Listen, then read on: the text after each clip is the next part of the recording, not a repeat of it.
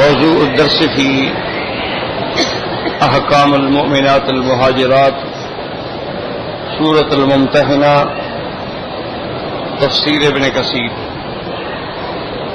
الحمد للہ رب العالمین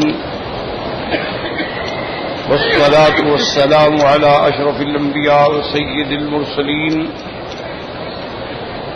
سیدنا محمد وعلى آلہ واصحابہ اجمعین۔ اللهم صل على سيدنا محمد وعلى آل سيدنا محمد كما صليت على إبراهيم وعلى آل إبراهيم في العالمين إنك حميد مجيد۔ أعوذ بالله من الشيطان الرجيم، بسم الله الرحمن الرحيم۔ يا أيها الذين آمنوا إذا جاءكم المؤمنات مهاجرات فامتحنوهن الله أعلم بإيمانهن فإن علمتموهن مؤمنات فلا ترجعوهن إلى الكفار لا هن حل لهم ولا هم يحلون لهن وآتوهم ما أنفقوا ولا جناح عليكم أن تنكحوهن إذا أتيتموهن أجورهن ولا تمسكوا بعصم الكوافر واسألوا ما أنفقتم وليسألوا ما أنفقوا ذالکم حکم اللہ یحکم بینکم واللہ علیم حکیم۔ وإن فاتکم شیء من ازواجکم الی الکفار فعاقبتم فآتوا الذین ذهبت ازواجهم مثل ما انفقوا واتقوا الله الذي أنتم به مؤمنون۔ قال المؤلف والمفسر رحمه الله تعالى أدام النفع بعلومه وعلومكم في الدارين آمين، إلى أن قال تقدم في سورة الفتح ذكر صلح الحديبية الذي وقع بين رسول الله صلى الله عليه وسلم وبين كفار قريش، وكان فيه على ألا يأتيك منا رجل وإن كان على دينك إلا رددته إلينا، وفي رواية على أنه لا يأتيك منا أحد وإن كان على دينك إلا رددته إلينا۔ وهذا قول عروة والضحاك وعبد الرحمن بن زيد والزهري وقاتل بن حيان والسدي۔ فعلى هذه الرواية تكون هذه الآية مخصصة للسنة، وهذا من أحسن أمثلة ذلك، وعلى طريقة بعض السلف ناسخة، فإن الله عز وجل أمر عباده المؤمنين إذا جاءهم النساء مهاجرات أن يمتحنوهن، فإن علمتموهن مؤمنات فلا ترجعوهن إلى الكفار لا هن حل لهم ولا هم يحلون لهن۔ اب مفسر رحمۃ اللہ علیہ فرماتے ہیں کہ سورۃ الفتح میں صلح حدیبیہ کا قصہ جو ہے مفصل میں ذکر کر چکا، الذی وقع بین رسول اللہ صلی اللہ علیہ وسلم اور وہ صلح جو حضور صلی اللہ علیہ وسلم کفار قریش کے درمیان میں ہوئی، تو اس میں ایک یہ شرط بھی تھی کہ اللہ یاتی کا منا رجل، کہ اگر ہماری طرف سے کوئی آدمی وہاں آیا چاہے وہ مسلمان ہو لیکن آپ ہمیں واپس کریں گے۔ وفی روایت علی انہ لا یاتی کا منا احد وان کان علی دینک الا رددتہ الینا، کہ چاہے وہ مسلمان ہے لیکن اگر مکہ مکرمہ سے ہم سے نکل کے مدینہ منورہ پہنچ جائے تو آپ ہمیں واپس کریں گے۔ وهذا قول عروة والضحاك وعبد الرحمن بن زيد والزهري ومقاتل بن حيان والسدي. فعلى هذه الرواية تكون هذه الآية مخصصة للسنة کہ یہ خاص ہو. من احسن امثلة ذلك وعلى طریقۃ بعض السلف ناسخۃ. تو بعض سلف فرماتی ہیں کہ حکم یعنی سنت سے بھی حکم منسوخ ہو سکتا ہے. اب اللہ پاک نے اپنے بندوں کو حکم دیا کہ اگر تمہاری طرف عورتیں مسلمان ہجرت کر کے آ جائیں تو ان کا امتحان لیں، اور اگر تسلی ہو جائے، یقین ہو جائے کہ یہ صحیح مومنہ ہیں، تو اب ان کو پھر کافروں کی طرف واپس نہ کریں، کیونکہ اب یہ نہ ان کے لیے حلال ہیں اور نہ ان کے لیے یہ حلال ہیں، کیونکہ کسی کافر کا مسلمان عورت سے نکاح نہیں ہوتا، کسی مسلمان عورت کا کافر سے نکاح نہیں ہوتا ہے. یعنی اگر مثلا دونوں کا نکاح تھا، ان میں ایک مسلمان ہو گیا تو نکاح خود و خود جو ہے وہ ختم ہو گیا. تو لہذا جب وہ عورت مسلمان ہو کے مدینے آ گئی تو اس کا مطلب ہے کہ اس کا وہ نکاح جو تھا وہ ختم ہو گیا، تو اس کی طرف اب ہم اس کو واپس نہیں کریں گے. وقد ذكرنا في ترجمة عبد الله بن احمد بن جعش من المسند الكبير من طريق ابي بكر بن ابي عاصم عن محمد بن يحيى الزهري عن يعقوب بن محمد عن عبد العزيز بن عمران عن مجمع بن يعقوب عن هنين بن ابي ابانة عن عبد الله بن ابي احمد قال هاجرت كلثوم بنت عقبة بن ابي معيط في الهجرة فخرج أخواها عمارة والوليد حتى قدم على رسول الله صلى الله عليه وسلم فكلمه فيها أن يردها إليهما فنقض الله العهد بينه وبين المشركين في النساء خاصة فمنعهم أن يردوهن إلى المشركين وأنزل الله تعالى آية الامتحان. بی بی ام کلثوم جو ہیں یہ عقبۃ بن ابی معیط کی بیٹی ہیں. یہ ہجرت کر کے مدینہ منورہ میں پہنچ گئیں تو اس کے بھائی جو تھے عمار اور ولید وہ دونوں آئے حضور کی خدمت میں اور آ کے مطالبہ کیا کہ یا رسول اللہ صلی اللہ علیہ وسلم آپ اس کو واپس کریں، لیکن اللہ نے حکم دے دیا کہ ان کو واپس نہیں کرنا ہے، اور اللہ نے منع کر دیا کہ مشرکوں کی طرف اس کو واپس نہ کیا جائے. تو اصل بات سمجھ لیں اچھی طرح سے کہ صلح حدیبیہ میں یہ تو شرط تھی کہ اگر کوئی مسلمان مکہ مکرمہ سے مدینہ منورہ پہنچ جائے اور کافر مطالبہ کریں، کافر نہ مانگے بات ختم ہو گئی، لیکن اگر کافر مطالبہ کریں تو مسلمان واپس کریں. اور اگر خدا نہ کرے کوئی مسلمان مرتد ہو کے مدینہ منورہ سے مکہ چلا جائے تو کافر واپس نہیں کریں گے چاہے ہم مطالبہ بھی کریں. یہ شرط لکھی گئی اسی پہ سلو. مسئلہ یہ تھا کہ اس میں عورت کے بارے میں کوئی وضاحت نہیں آئی. بات سمجھی؟ تو کافر جو تھے انہوں نے تو یہ سمجھا نا جی کہ ہم نے لکھا ہے کہ اللہ یاتی کا رجل، اور ایک روایت میں کہ اللہ یاتی کا احد، تو کوئی، تو اس میں عورت بھی شامل ہے مرد بھی شامل ہے. لیکن دوسری روایت میں لفظ ہے کہ اللہ یاتی کا رجل، کہ کوئی مرد تمہارے پاس آئے، تو لہذا عورت کا ذکر ہی نہیں. کیونکہ اگر عورت کا بھی ذکر ہوتا تو حضور تو اپنے وعدے پہ ہمیشہ قائم ہے.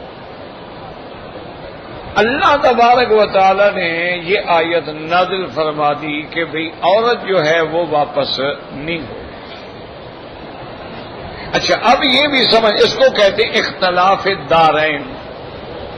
کیا مانا؟ یعنی وہ یہ دارالکفر تھا اس وقت، مدینہ دارالاسلام تھا، تو یہ اختلاف دارین، جب اختلاف دارین ہو گیا تو نکاح ٹوٹ گیا۔ اب ایک مسئلہ اور بھی دماغوں میں رکھ لیں کہ مثلا ایک مرد عورت ہے، میاں بیوی ہیں، دونوں کافر ہیں، ان میں عورت مسلمان ہو گئی، مرد مسلمان نہیں ہوا، نکاح ٹوٹ گیا۔ لیکن کچھ عرصے کے بعد اگر مرد بھی مسلمان ہو جائے تو پھر دوبارہ نکاح کرنے کی ضرورت نہیں ہے، پھر اسی نکاح کو حضور نے قائم رکھا کہ تمہارا جو پہلا نکاح تھا ٹھیک ہے، اب چونکہ تم مسلمان ہو گئے تو لہٰذا وہی نکاح جو ہے وہ قائم۔ ایسے واقعات پیش کئی آئے ہیں۔ حضور صلی اللہ علیہ وسلم کا اپنا داماد جو ہے وہ اسلام نہیں لایا تھا، بیٹی مدینہ منورہ میں آ گئی، اللہ کی شان ہے، بعد میں وہ بھی مسلمان ہو گیا، تو حضور صلی اللہ علیہ وسلم نے اسی نکاح کو قائم رکھا۔ اسی طرح کا واقعہ آتا ہے کہ جب مکہ فتح ہو گیا تو حضرت اکرمہ جو تھے ان کی بیوی جو ہے یعنی ابو جہل کی بہو وہ مسلمان ہو گئی، اور حضرت اکرمہ جو تھے وہ مسلمان نہیں ہوئے اور ڈر کے مارے بھاگ گئے۔ فتح مکہ والے دن ان کا لڑائی بھی ہوئی ہے حضرت خالد کے ساتھ، لیکن پھر اکرمہ بھاگ گئے، اس کو پتا تھا کہ میں حضور کے سب سے بڑے دشمن کا بیٹا ہوں، مجھے تو پناہ نہیں ملے گی، لہذا وہ بھاگ گیا۔ اب اس کی بیوی نے حضور صلی اللہ علیہ وسلم کی خدمت میں درخواست کی، اس نے کہا یا رسول اللہ صلی اللہ علیہ وسلم، اگر آپ مہربانی فرمائیں اور میرے خامند کو امان دے دیں تو میں اپنے خامند کے پیچھے جا کے اس کو ڈھونڈتی ہوں اور تلاش کرتی ہوں اور اس کو واپس لاؤں گی، اور میرا خیال یہ ہے کہ اس کے دل میں اسلام ہے، لیکن وہ ڈر کے مارے بھاگ گیا ہے۔ حضور صلی اللہ علیہ وسلم نے فرمایا کہ بیٹی دیکھو، یہ بات نہیں ہے کہ وہ ابو جہل کا بیٹا ہے، کسی کا بیٹا ہو، اگر وہ کلمہ پڑھتا ہے تو بالکل ہم سینے سے لگانے کے لیے تیار ہیں۔ تو ان کی بیوی نے کہا کہ یا رسول اللہ سن بات ہے بڑی اہم، کیونکہ سب سے بڑا دشمن آپ کا ابو جہل ہے اور وہ اس کا بیٹا ہے، میری بات پہ شاید اعتبار نہ کرے تو آپ مجھے کوئی نشانی دیں اپنی، کہ میں بطور نشانی اس کو دکھلاؤں کہ بھئی آپ کو امان مل چکی ہے۔ حضور صلی اللہ علیہ وسلم نے اپنے جوتے مبارک عطا فرما دیے، فرمایا کہ لے جاؤ۔ اور یہ بھی یاد رکھا کرو، حدیث میں کئی دفعہ ایسے واقعات آئے۔ حضرت ابو ہریرہ رضی اللہ تعالی عنہ نے بھی جب کہا تھا کہ یا رسول اللہ من قال لا الہ الا اللہ دخل الجنہ، میں اگر لوگوں کو کہوں گا تو میری بات نہیں مانیں گے، تو آپ مجھے کوئی نشانی دیں، تو حضور نے جوتے عطا فرمائے۔ تو ایسے متعدد واقعات ہیں، یاد رکھو بھئی حضور جوتے کے بغیر بھی تو کوئی چیز دے سکتے تھے، لیکن جوتے دینے کی طرف اشارہ یہ تھا کہ اگر وہ میرے نقش قدم پہ چلے گا تو جنت ملے گی، اگر اس نے میرے نقش قدم پہ چلنا قبول کر لیا ہے جنت تب ملے گی۔ اس لیے حضور پاک نے ہمیشہ اپنے جوتے مبارک جو تھے وہ عطا فرمائے۔ اب اس سے ایک اور سوال بھی پیدا ہوتا ہے کہ بھائی اکرمہ کو کیسے پتہ چلے گا کہ یہ جوتے واقعی حضور کے ہیں؟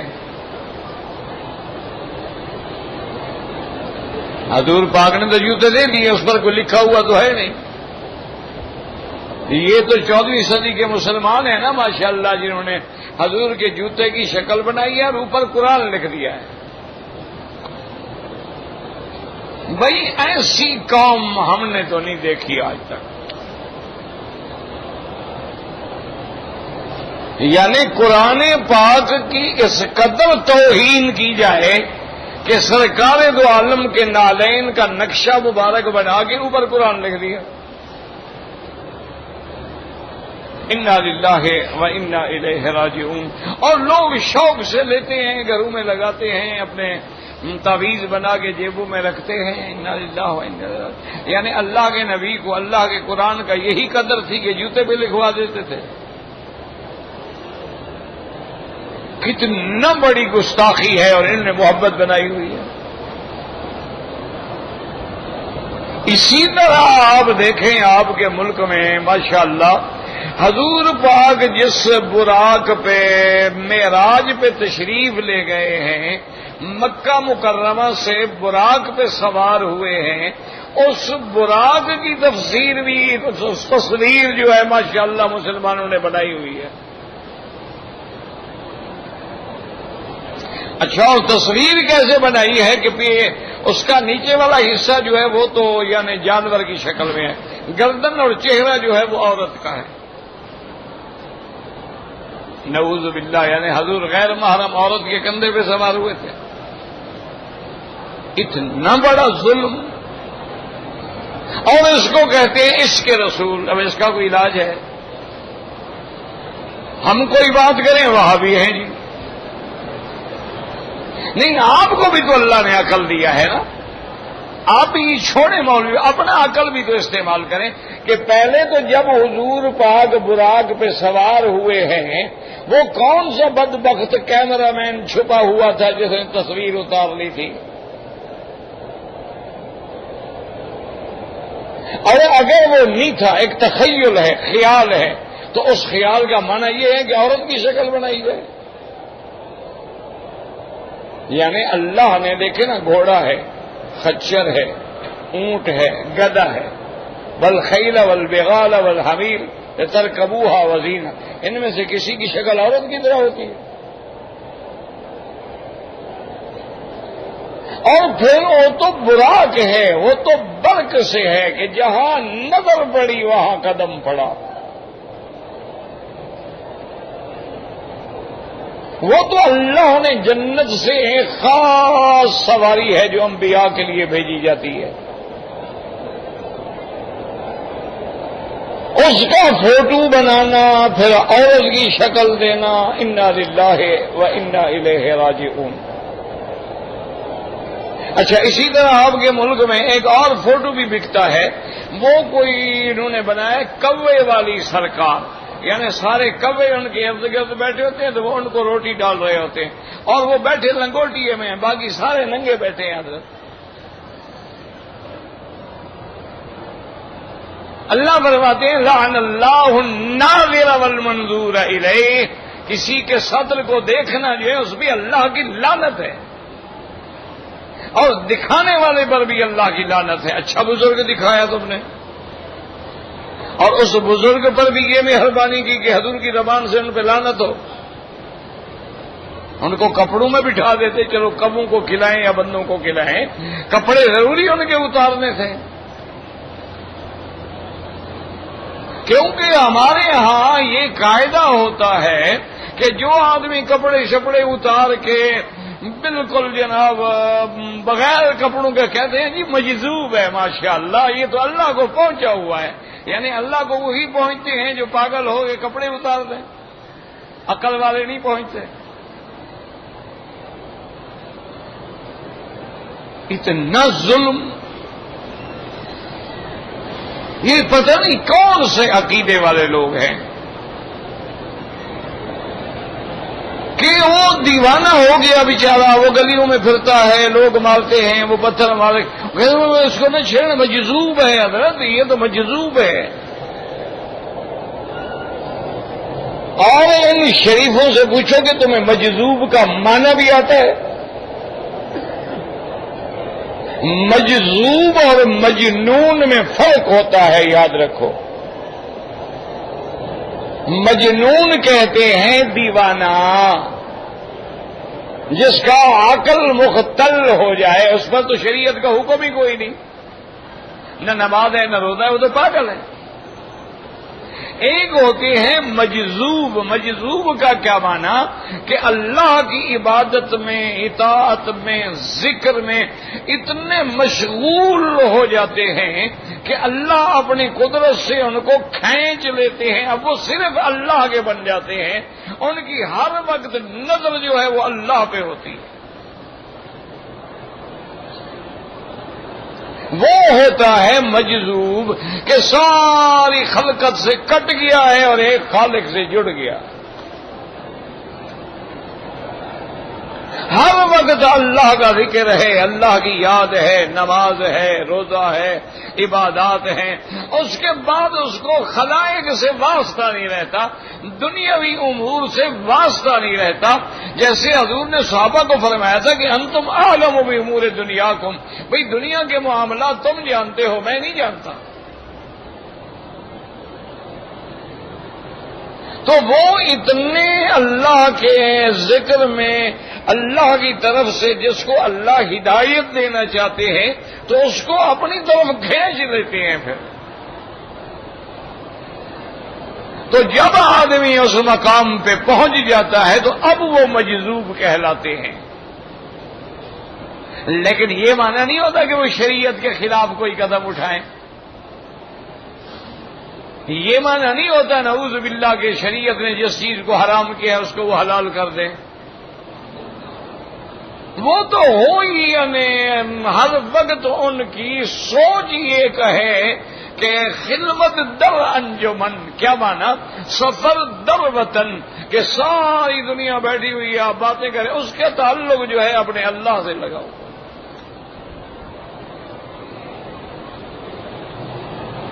ان کی دل کی تاریں جو ہیں وہ اپنے اللہ کی طرف سے ہیں، اور وہ نماز میں کھڑے ہوتے ہیں تو کأنک تراہ، ایسے کہ جیسے اپنے خدا کو دیکھ رہے۔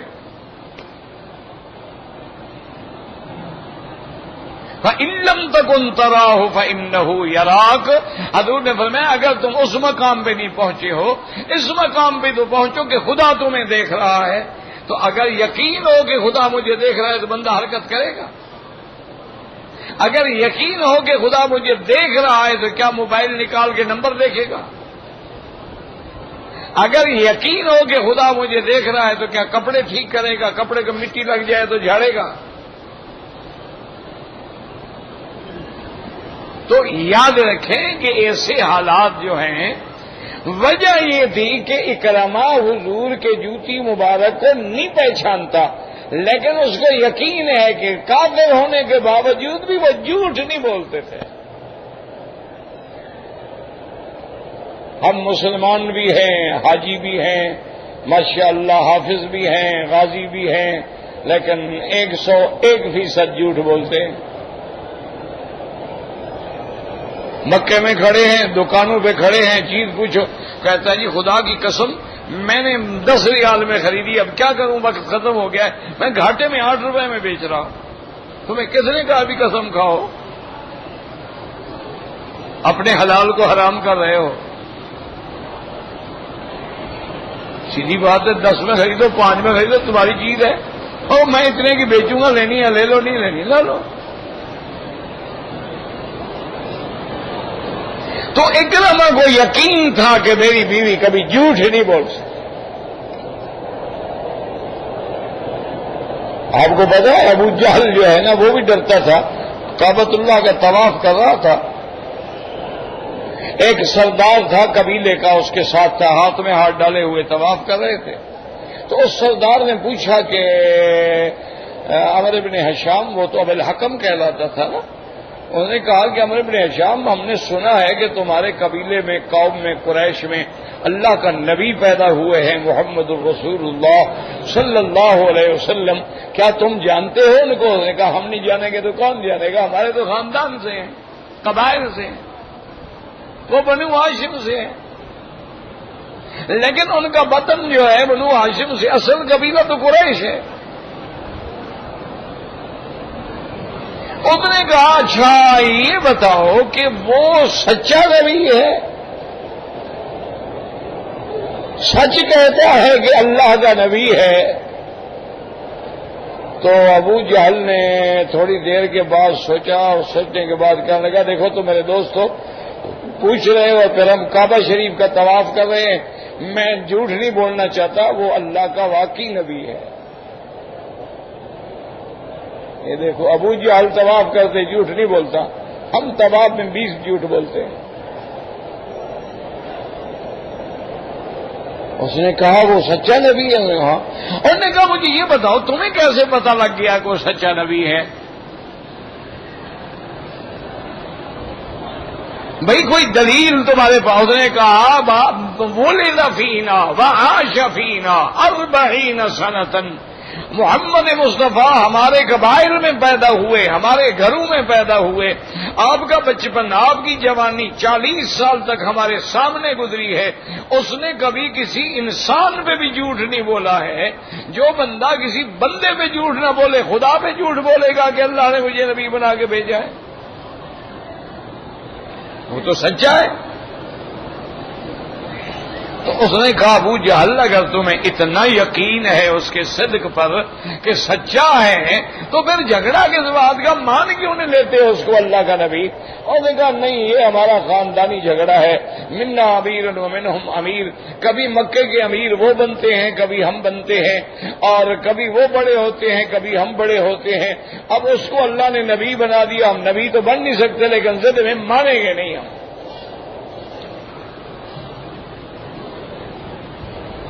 مقصد یہ ہے کہ کافر ہے جھوٹ نہیں بولتا، ہم مسلمان ہوں حاجی ہوں اور پھر جھوٹ بولیں،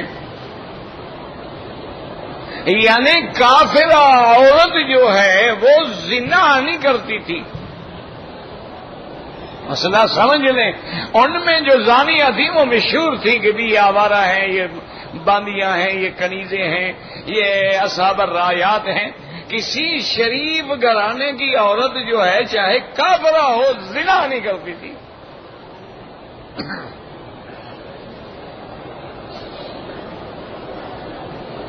اسی لیے جب میرے مدنی نے رحمت دو عالم نے صلی اللہ علیہ وسلم نے قریش مکہ کے سارے فتح مکہ کے بعد عورتیں جمع ہوئی اور آپ سے بیعت کرنا چاہی تو حضور پاک نے یہ آیات پڑھی ان کے لیے کہ اذا جاءک المؤمنات یبایعنک علی اللہ یشرکن باللہ شیئا، پہلی شرط یہ کریں کہ شرک نہ کریں، ولا یسرقن، چوری نہ کریں، ولا یزنین، زنا نہ کریں۔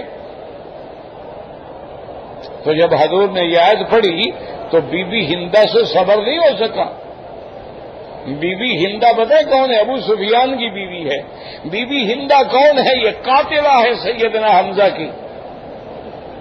سیدنا حمزہ کو اسی نے قتل کرایا وحشی سے، لیکن جب حضور نے کہا کہ شرط ہے کہ کوئی عورت اسلام لانے کے بعد زنا نہ کرے تو اس کو صبر نہیں رکھا۔ اب تزن الحرۃ یا رسول اللہ، اس نے کہا یا رسول اللہ ہم سے یہ عہد لے رہے ہو کہ زنا نہ کرے، کوئی شریف اور زنا کر سکتی ہے؟ اس شرط کی کیا ضرورت ہے؟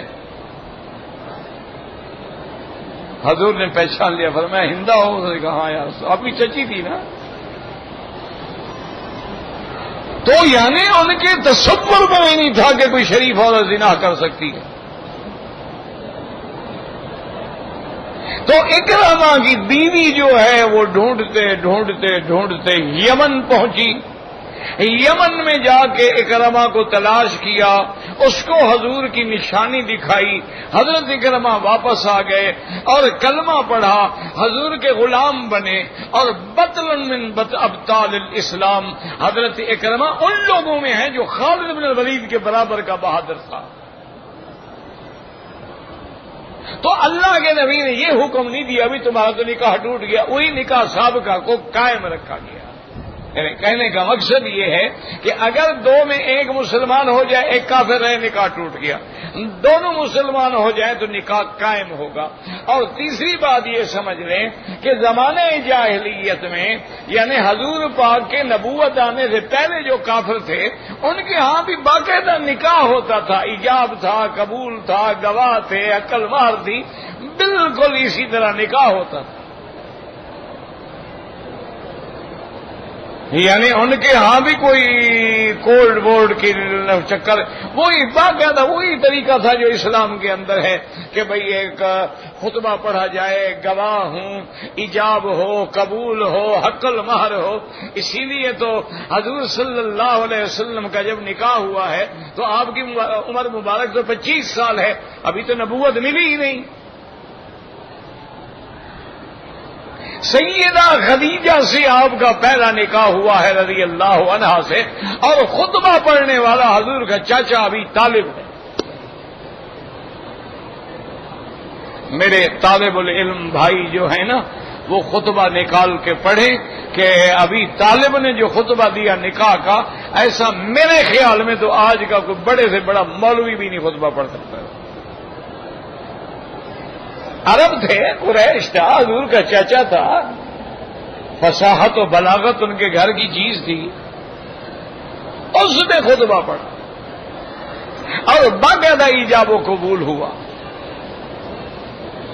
باقاعدہ مہر مقرر ہوا۔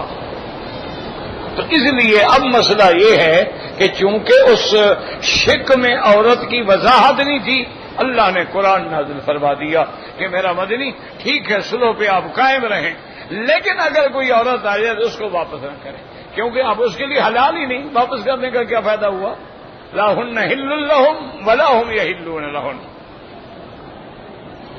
قال ابن جریر حدثنا ابو قریب قال حدثنا یونس بن بکیر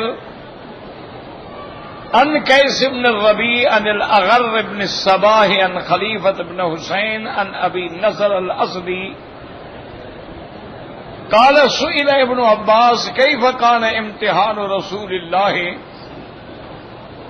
صلی اللہ علیہ وسلم النساء قال کان یمتحنهن باللہ ما خرجت من بغض زوج وباللہ ما خرجت رغبة عن أرض إلى أرض وبالله ما خرجت التماس الدنيا وبالله ما خرجت إلا حبا لله ولرسوله ثم رواه من وجه آخر عن الأغر بن الصباح به وكذا رواه البزار من طريقه وذكر فيه أن الذي كان يحلفهن عن أمر رسوله عمر بن الخطاب رضی اللہ عنہم۔ ابی نصر الاسدی فرماتے ہیں کہ حضرت ابن عباس رضی اللہ تعالی عنہم سے پوچھا گیا کہ بھئی حضور پاک جو ہیں وہ عورت جو آتی تھی ہجرت کر کے اس کا امتحان کیسے لیتے تھے؟ اللہ نے حکم دیا نا امتحان لو، تو وہ امتحان کیسے ہوتا تھا؟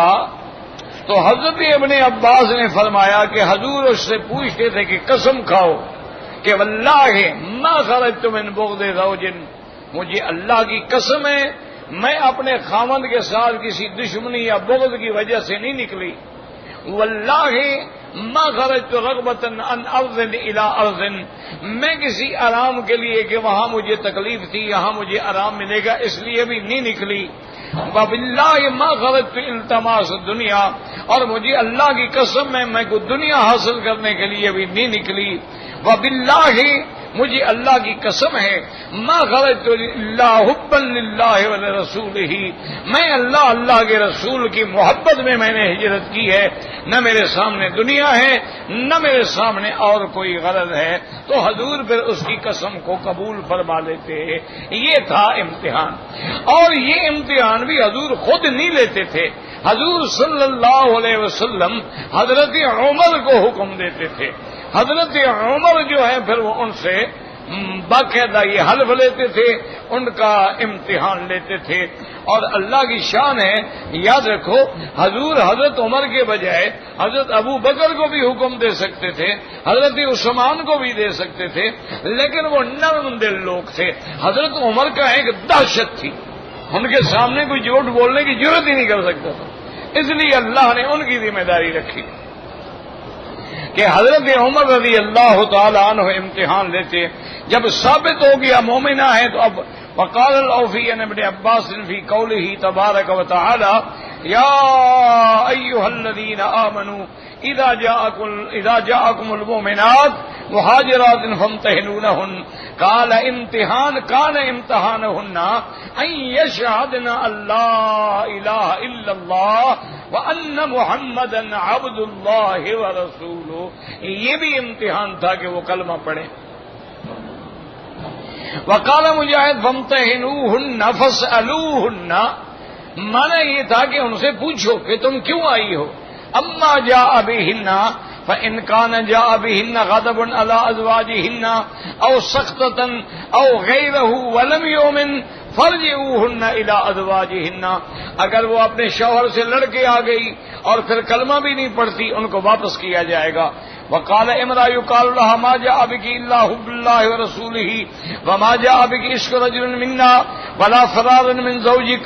حضرت اکرمہ فرماتے ہیں اس سے پوچھا جاتا تھا کہ اے بی بی تم خالص اللہ کے رسول کے لیے آئی ہو یا کسی مرد کے عشق میں مبتلا ہو کے تو نہیں آئی ہو، یا تم اپنے خاوند سے ناراض ہو کے تو نہیں آئی ہو. یہ تھا فامتحنوہن. وقال قتادہ كانت محنتهن ان يستحلفن بالله ما اخرجكن النشوز وما اخرجكن الا حب الاسلام واهله وحرص عليه فاذا كن ذلك قبل ذلك منهن. بس ان سے پوچھا جاتا کہ تم لوگ کیوں آئی ہو؟ اگر تمہارے دل میں اسلام کی محبت ہے، ایمان کی محبت ہے، اور وہ قسم کھا لیتی، کلمہ پڑھ لیتی، تو گویا کہ پھر وہ مسلمانوں میں شامل ہو جاتی. اب اس کے لیے حکم ہے کہ ان کو واپس نہیں کیا جائے گا. وقوله تبارک و تعالی فإن علمتموهن مؤمنات فلا ترجعوهن إلى الكفار فيه دلالة على أن الإيمان يمكن الاطلاع عليه يقينا، کہ اگر تمہیں ان کے ایمان کا پتہ چل جائے تو معلوم ہوا کہ ایمان کا پتہ چل سکتا ہے. لا هن حل لهم ولا هم يحلون لهن. هذه الآية هي التي حرمت المسلمات على المشركين وقد كان جائزا في ابتداء الإسلام أن يتزوج المشرك والمؤمنة. اب مفسر رحمۃ اللہ علیہ فرماتے ہیں اس آیت کے آنے کے بعد یہ فیصلہ ہو گیا کہ مسلمان عورت کسی مشرک سے شادی نہیں کر سکتی. اس سے پہلے مشرکوں سے مسلمانوں کی شادیاں بھی ہوتی تھیں، جیسے کہ فرماتے ہیں لہذا کانا امرا بالعاص بن ربیع زوج ابنۃ النبی صلی اللہ علیہ وسلم. زینب رضی اللہ تعالی عنہا حضور کے داماد ہیں ابوالعاص بن ربیع. وقد كانت مسلمة وهو على دين قومه، حالانکہ حضور کی بیٹی بی بی زینب مسلمان تھی. عمر ابو العاص بن ربیع جو ہے وہ کافر تھے. فلما وقع في الأسارى يوم بدر بعثت امرأة زینب في فدائه بقلادة لها كانت لأمها خدیجہ. اور بدر کے موقع پہ جب آپ کے داماد بھی گرفتار ہو گئے تو آپ کی بیٹی بی بی زینب نے ان کے فدیے کے اندر اپنے گلے کا ہار بھیجا جو بی بی خدیجہ رضی اللہ تعالی عنہا نے ان کو دیا تھا. فلما رآها رسول الله صلى الله عليه وسلم ركل ركة شديدة وقال للمسلمين إن رأيتم أن تتركوا لها أسيرا ففعلوا فأتركه رسول الله صلى الله عليه وسلم على أن يبعث ابنته إليه ووفى له بذلك وصدقه فيما وعده وبعث إلى رسول الله صلى الله عليه وسلم زيد بن حارثة رضي الله تعالى عنه فأقامت بالمدينة من بعد وقعد بدر وكان سنة 22 إلى أسلم زوجها ابو العاص بن ربیع سنة 8 فرد عليه بالنکاح الاول ولم يحدث لها صداقا. تو آپ کی بیٹی مسلمان تھی اور عمر ابو العاص بن ربیع جو ہے وہ کافر تھا اور جنگ بدر میں وہ قید بھی ہو گیا. تو بی بی صاحبہ نے اس کو چھڑانے کے لیے ہار بھیجا، اور یہ وہ ہار تھا جو بی بی خدیجہ نے دیا تھا اپنی بیٹی کو۔ جب حضور نے ہار دیکھا بی بی خدیجہ کا تو حضور کی طبیعت اتنی رقت طاری ہو گئی کہ حضور کو خدیجہ یاد آئی، ان کے احسانات یاد آئے۔ حضور نے فرمایا صحابہ سے دیکھو بات سنو، یہ میری بیٹی کا ہار ہے جو فدیہ میں بھیجا ہے۔ اب یہ قیدی جو ہے مسلمانوں کے قیدی ہیں، اگر مہربانی کر کے تم چھوڑ دو تو چھوڑ دو اس کو۔ انہوں نے کہا یا رسول اللہ ہم چھوڑنے کے لیے تیار ہیں، تو انہوں نے بغیر کچھ لیے ہوئے اس کو چھوڑ دیا۔ حضور نے فرمایا دیکھو بھی عمر بن ابی العاص بن ربیع، میری بیٹی مسلمان ہے، تم کافر ہو، ایک وعدہ کرو کہ تم میری بیٹی کو مدینہ منورہ بھیج دو گے۔ انہوں نے کہا یا رسول اللہ میرا وعدہ ہے۔ تو اس نے وعدہ وفا کیا، زید بن الحارثہ کے ساتھ حضور صلی اللہ علیہ وسلم کی بیٹی کو روانہ کیا، مدینہ منورہ بھیجا، اور خود مکے میں رہا۔ تقریباً 5 سال کے بعد اللہ نے اس کو بھی اسلام نصیب کر دیا، اور وہ مدینہ منورہ میں آئے تو حضور پاک نے اسی کے پہلے نکاح کو قائم رکھا، اور دوبارہ کوئی حق المہر قائم نہیں کی گئی، اور پھر وہ میاں بیوی کا نکاح قائم ہو گیا۔ تو اصل بات یہی ہے جیسے میں نے عرض کیا تھا کہ دونوں مسلمان ہیں الحمدللہ، ایک کافر ہے نکاح ختم، پھر مسلمان ہو جائے تو وہی پہلا نکاح قائم رہے گا۔ اللہ اعلم۔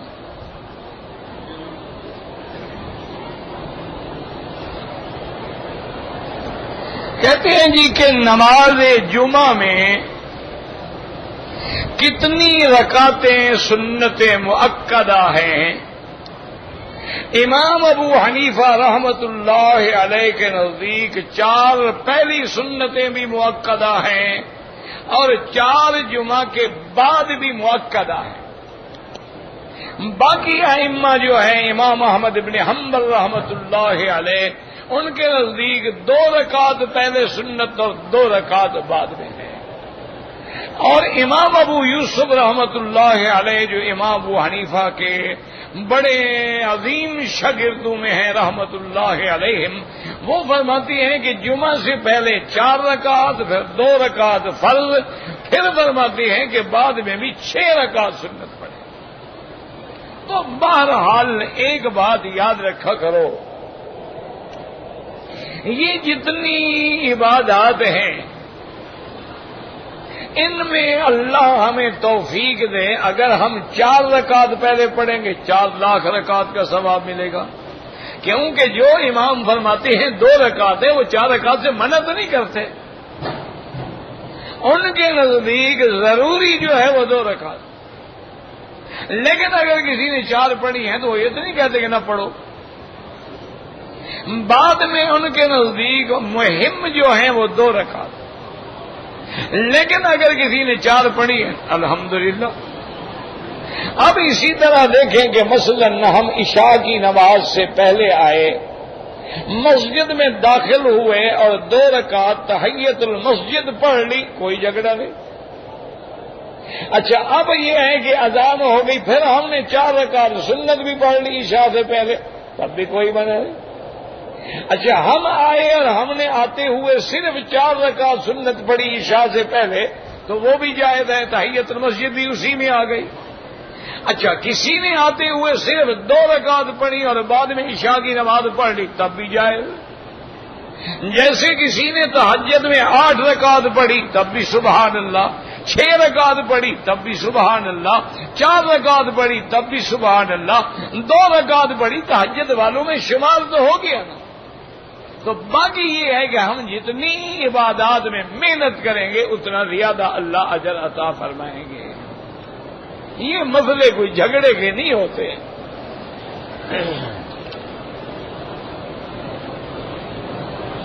کہتے ہیں جی مقبرہ بقی کو جنت البقی، بقی جگہ کا نام ہے، تو محبت سے آدمی جنت کہہ دیتا ہے، جو ہمارا ایمان ہے کہ جو مکے مدینے میں ایمان سے فوت ہوئے ہیں انشاءاللہ وہ جنتی ہیں، تو اگر بھی کہہ دے تو کوئی حرج نہیں۔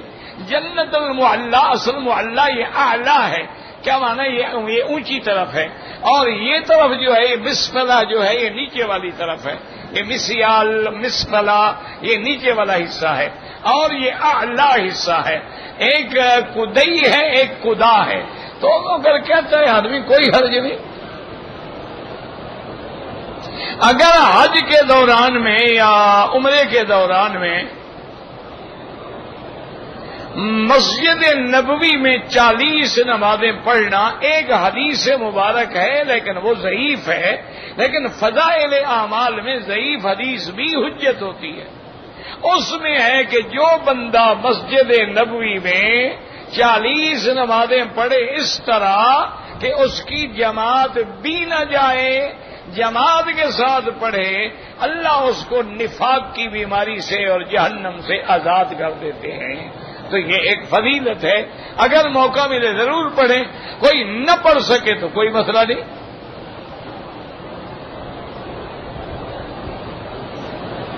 اگر کسی نے مدینہ منورہ میں احرام باندھا، کوئی مجبوری آ گئی، پھر احرام کھول دیا اور اپنے کپڑے پہن لیے، یہ کوئی بچوں کا کھیل تو نہیں ہوتا ہے نا۔ اگر واقعی اس نے احرام باندھ لیا، لبیک پڑھ لیا تھا، اب اس نے احرام کھول دیا، اس پہ دم بھی پڑ گئی اور عمرہ بھی قضا کرے گا۔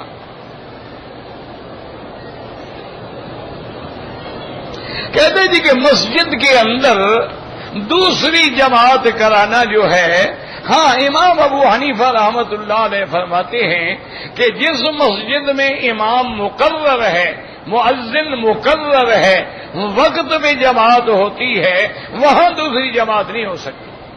کیوں؟ وہ فرماتے ہیں اس طرح تو پھر محلے والے اپنے من سے جب آئیں گے جماعتیں کرتے رہیں گے، پھر مسجد کا اور اوقات کا اور اذان کا فائدہ کیا ہوا؟ اگر کوئی آدمی مجبوراً رہ گیا ہے تو وہ کہتے ہیں مسجد کی حد سے باہر ہو کے دوسری جماعت کر لے، اس جگہ جماعت نہ کرے جہاں جماعت ہو چکی۔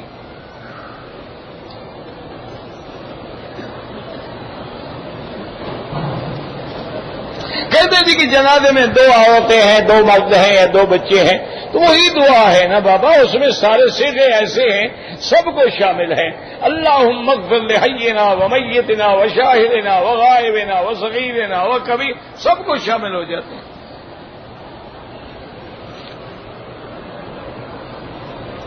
اگر کسی کے پاس دم کے پیسے نہیں ہیں، روزے رکھنے ہیں، تو یہ دم والے روزے یہاں بھی رکھ سکتا ہے، واپس جا کے بھی رکھ سکتا ہے۔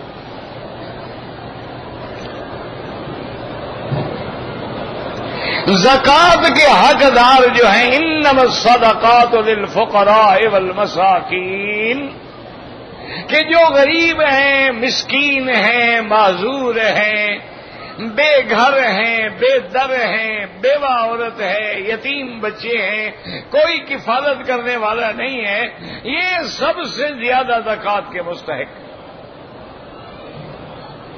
اور زکوٰۃ میں اپنے رشتہ دار غریب کو دینا جو ہے 2 ثواب ہے، ایک زکوٰۃ کا ثواب، ایک صلہ رحمی کا ثواب۔ اگر رشتہ داروں میں غریب کوئی نہیں، محلے والے غریب کو دے دو، لیکن دینا غریب کو ہے، کسی امیر کو نہیں دی جا سکتی۔ کسی مدرسے کی تعمیر میں زکوٰۃ نہیں لگ سکتی، کسی مسجد کے بنانے میں زکوٰۃ نہیں لگ سکتی، ہسپتال بنانے میں زکوٰۃ نہیں لگ سکتی۔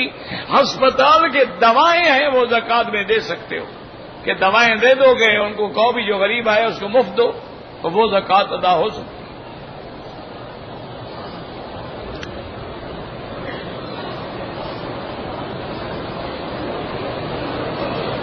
کسی مرد اگر نماز پڑھ رہا تھا، کوئی عورت ساتھ میں اپنی نماز پڑھنی شروع کر دے، دیکھو میرا بھائی، پہلے تو مجھے سوال سمجھ نہیں آیا، عورت مرد کے آگے بھی نہ ہو برابر بھی نہ ہو، کیا جب دونوں ایک نماز پڑھ رہے ہوں، یعنی دونوں عشاء پڑھ رہے ہیں؟ اب اگر عورت بھی نفلیں پڑھ رہی ہے، کوئی طواف کی رکعتیں پڑھ رہی ہے، اس کا کوئی حرج نہیں، اس کی اپنی نماز ہے، ہماری اپنی نماز ہے، اس کا کوئی حرج نہیں۔ شیعہ سے دوستی رکھے، بالکل نہ رکھے، نہیں۔ ایک بات یاد رکھو، جو بندہ تمہارے باپ کو یا ماں کو گالی دیتا ہو، اس سے تم دوستی رکھتے ہو؟ یا کوئی با غیرت با حیا بیٹا اپنی ماں کو گالی دینے والے سے دوستی رکھے گا؟ تو جب وہ بی بی عائشہ کو گالی دیتے ہماری ماں نہیں ہے؟ صحابہ کو گالیاں دیتے ہیں، تبرہ کرتے ہیں، اور انہوں نے تو مسئلہ ہی یہ بنایا ہوا ہے کہ 5 تن پاک، یعنی باقی سب ناپاک۔ ان کا تو عقیدہ اسی میں ہے، ان کے نزدیک تو پاک ہی صرف یہ 5 ہیں، باقی تو پاک ہی کوئی نہیں۔ لیکن ان سے یہ پوچھو کہ بھائی اگر وہ 5 کے علاوہ کوئی پاک نہیں، تم خود پلید ہو یا پاک ہو؟ اس سے تو مسئلہ پوچھو نا کہ 5 تو پاک، چلو ہم نے مان لی، تم کیا ہو؟ اگر وہ پلید ہے تو پلید کی بات کا اعتبار کیا ہے؟ اگر وہ پاک ہے تم کیسے پاک ہو گئے؟ لوگ نبی کی صحبت میں بھی پاک نہیں ہوئے۔ تو یہ تو ایک مذہب نہیں ہے دراصل شیعہ، یہ تو ایک سیاسی تحریک ہے، یعنی اجمی سازش ہے دین عربی کے خلاف۔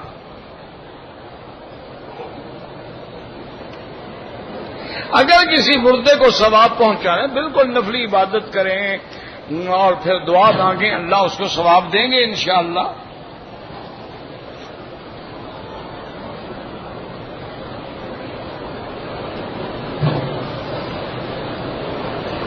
اگر کوئی آدمی ورک پرمٹ پہ کام کے لیے آ رہا ہے، اس کو احرام باندھنا منع ہے، نہ باندھے، کوئی حرج نہیں، پھر کوئی جرمانہ نہیں، کیونکہ وہ کام کی نیت سے آ رہا ہے، دوسرا اس کو جبراً منع کیا گیا ہے۔ اگر کسی آدمی کی بیماری ہے گیس کی اور وضو قائم نہیں رہتا، بیچارہ وضو کرتا ہے، ہوا خارج ہو جاتی ہے، تو کوئی بات نہیں ہے۔ اس کا طریقہ یہ ہے کہ اب جو تم نے مغرب کو وضو کیا ہے وہ عشاء تک کافی ہے، نمازیں پڑھو، طواف کرو، چاہے ہوا نکلتی رہے، پھر جب عشاء کی اذان ہوگی پھر نیا وضو کرو۔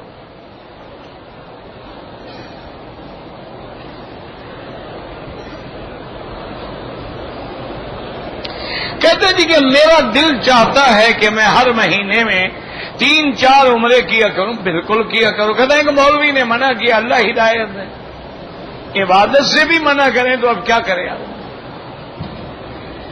ان کے دماغ میں یہ بیٹھا ہے کہ حضور پاک جب تشریف لائے ہیں تو 1 عمرہ کیا، اللہ کے بندے حضور نے تو حج بھی 1 کیا ہے، اب جو 10 حج کرے گا وہ گناہگار ہے۔ حضور پاک نے تو کبھی 5 طواف بھی اکٹھے نہیں کیے، تو اگر کوئی آدمی روزانہ 5 طواف کرے نعوذ باللہ تو گناہ۔ اصل یاد رکھو، جو عبادت قرآن سے حدیث سے ثابت ہے اس کی کثرت جو ہے وہ بدعت نہیں ہوتی۔ بدعت وہ ہوتی ہے جس کا اصل ہی نہیں ہے، نہ قرآن میں ہے، نہ حدیث میں ہے، نہ اجماع میں ہے، نہ قیاس میں ہے۔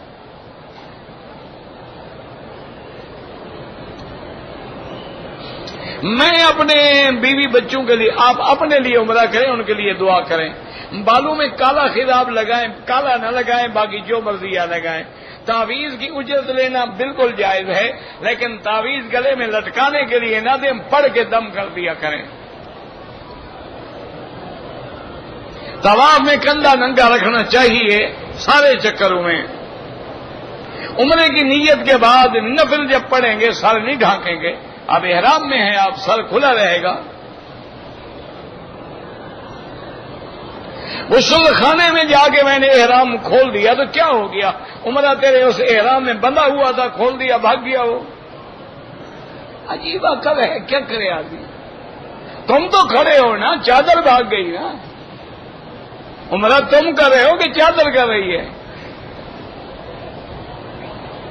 یعنی ایسے ایسے لوگوں نے مسئلے بنائے ہوئے ہیں، میں تو حیران ہوتا ہوں کہ فکر کریں تو چادر نہ کھل جائے۔ جی عمرے میں جی میری چادر کندھے سے گر گئی تھی، اور یہ داڑھی کی حضور کی سنت جو روز گر گئی ہے، اس کا کوئی حیا آیا ہے، خیال آیا ہے؟ چادر کا بڑا فکر ہے۔ اپنا مذہب ہے، اپنا دین ہے، خود گھڑا ہوا ہے۔ امام کے پیچھے سورت فاتحہ حنفی ہے، نہ پڑھے، شافعی ہے، پڑھا کرے۔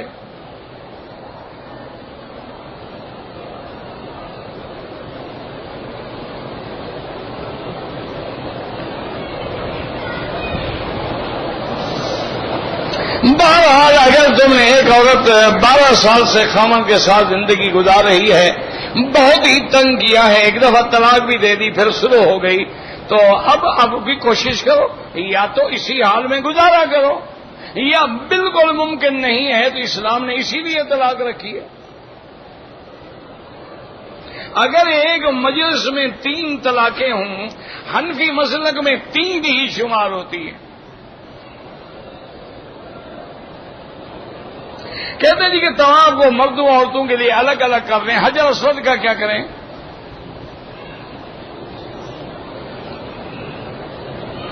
اگر آب زمزم اور کھجوریں ہم ہندوؤں کو دے، کوئی بات نہیں، بالکل دے سکتے ہیں۔ طواف کرتے ہوئے میں بھول گیا کہ چکر 6 ہیں یا 7 ہیں، جو تمہارے دل میں گمان غالب ہے اس پہ عمل کرو۔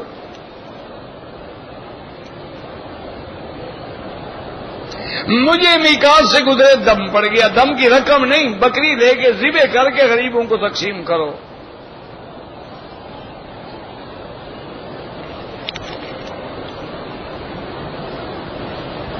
نماز میں امام کے پیچھے نیت کیسے کرتے؟ نیت ہے تو بیٹھے ہیں، جب امام اب کس نماز کے لیے بیٹھے ہیں؟ عشاء کے لیے یہی نیت ہے، بس اللہ اکبر، اور کس لیے نیت ہے؟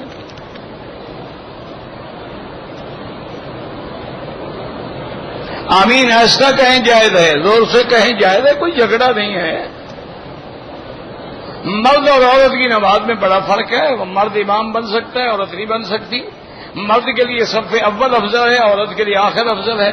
مرد پہ جمعہ فرض ہے، عورت پہ جمعہ واجب نہیں ہے، بڑا فرق ہے، آسمان و زمین کا فرق ہے۔ اسی طرح رکوع اور سجدے میں عورت کا بدن جتنا زمین کے قریب ہوگا اتنا زیادہ اجر ہے۔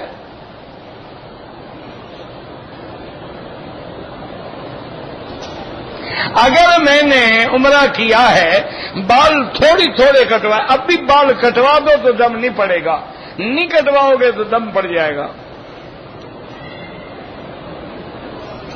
کیا مرد اپنی عورت کے سامنے سطر کھول سکتا ہے؟ بیوی ہے اس کی، کیوں نہیں کھول سکتا ہے؟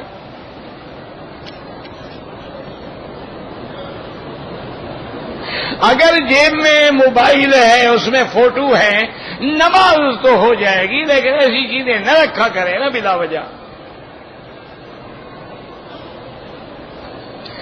اگر طواف کا 1 یا 2 چکر ہیں تو علماء فرماتے ہیں کہ نماز ہو گئی تو بعد میں ابتدا سے شروع کرے، لیکن اکثر ائمہ کہتے ہیں جہاں چھوڑا ہے وہاں سے شروع کر دیں۔ اگر ایک عورت نے دوران طواف پردہ کیا، کپڑا چہرے کو لگتا رہا، کوئی حرج نہیں، لگتا ہے۔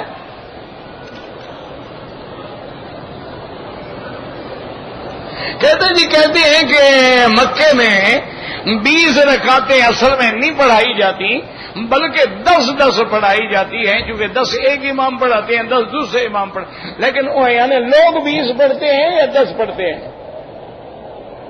جو پیچھے پڑھنے والے ہیں وہ کتنا پڑھتے ہیں؟ تو نعوذ باللہ ان کو دھوکہ دیا جا رہا ہے۔ عقل کرو، اللہ نے کوئی عقل بھی تو دیا ہے۔ یہاں کے ائمہ بھی 20 پڑھتے ہیں حرم میں، ہم 8 کی مخالفت نہیں کرتے ہیں، لیکن تم اگر 20 رکعتوں کا 20 لاکھ کا ثواب ضائع کرو تمہاری مرضی ہے۔ ہم تو جتنا ہی زیادہ عبادت کرے گا، امام مالک 36 رکعت پڑھتے تھے۔